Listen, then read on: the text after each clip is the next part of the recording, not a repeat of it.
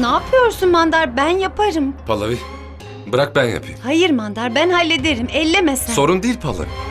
Bu kocanın görevi değil mi ha? Hadi. Dinle Mandar. Bu tarz şeylerde evlilikten önce de rahat değildim. Lütfen yapma. Lütfen Pallavi. Sana yardım edeyim. Beni mutlu etmiş olursun. Ha? Hayır. Lütfen.